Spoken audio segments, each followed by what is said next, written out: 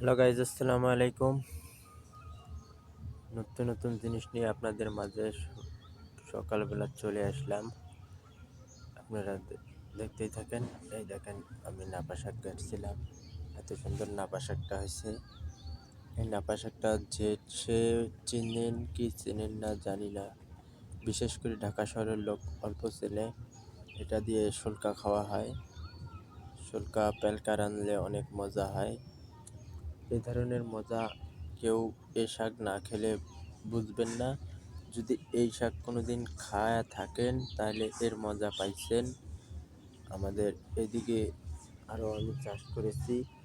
এই যে আপনাদেরকে দেখাইতেছি, এত সুন্দর রসুন পেঁয়াজের গাছ। একটু ভালো করে দেখাই, দেখেন। এটা ক্ষেত নিয়ে আমি আগে ভিডিও দিছিলাম।